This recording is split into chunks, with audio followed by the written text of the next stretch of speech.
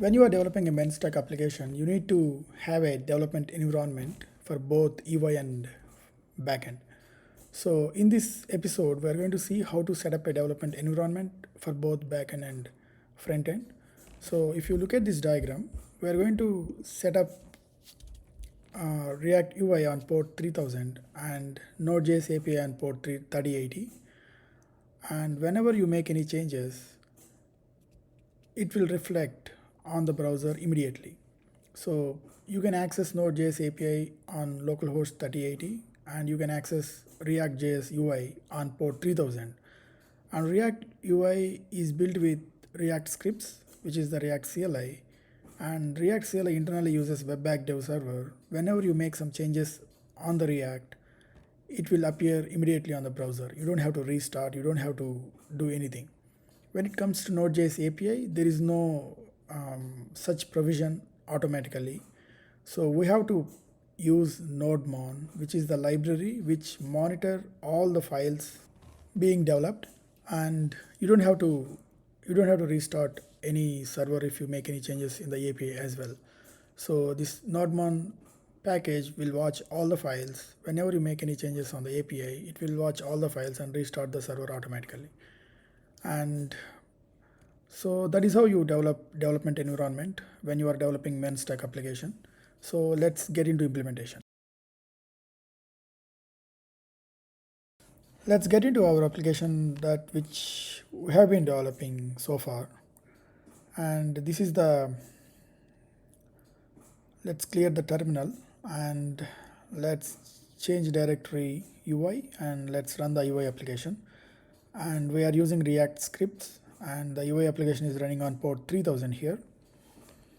As you can see, we are going to start API in a new terminal. So change directory into API and let's start the application.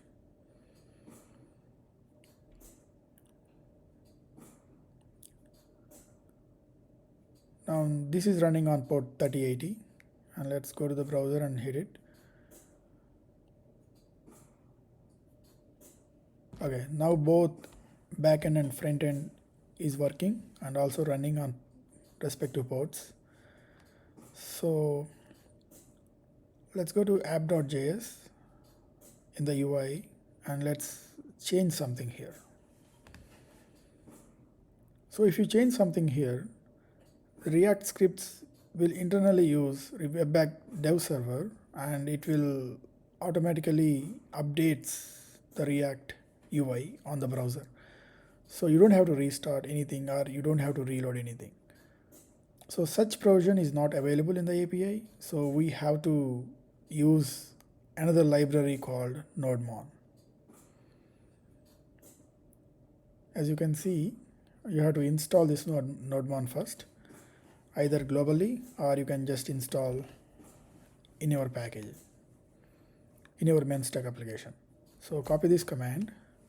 Since this package is only being used in development environment, you have to install this package as a dev dependency. Let's install. When you run this command, this package gets added to the dev dependency.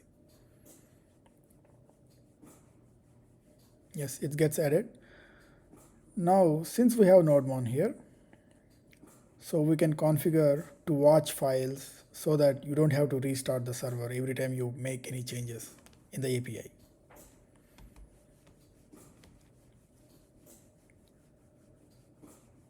Let's go to their website and see what is the command that you can use. You can copy this and put it in the package.json scripts. So you can either run in the terminal directly or you can just add this to the npm scripts so that you don't have to remember the entire command. Since our main file is index.js, you need to change that and the port as well. So here our port is 3080. Since we have this, and let's run the start command.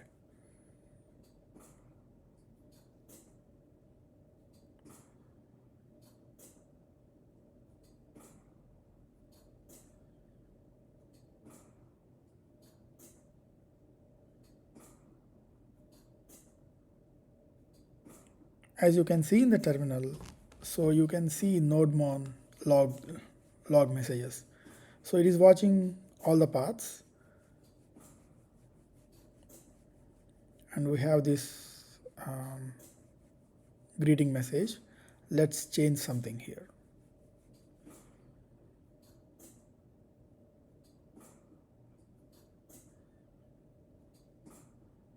As you can see, as soon as you do something, and Nodemon restarts due to the changes, and when you refresh the browser, the updated text will appear.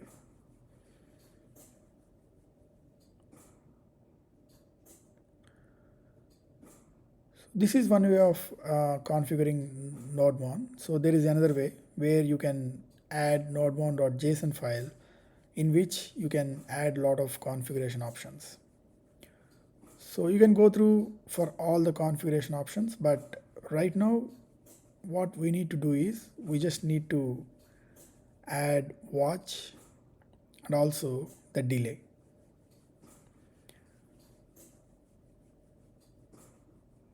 Now npm start, and it is working as it is, even though you remove all that in the npm scripts. It is taking the configuration from nodemon.json right now. So that node index.js is taken from the main. So if you look at the package.json, we have a main file we have index.js as a main file. If you change the name, we got this error. So if you want to change the index.js, you have to change that main as well. Or you can configure that in the nodemon.json.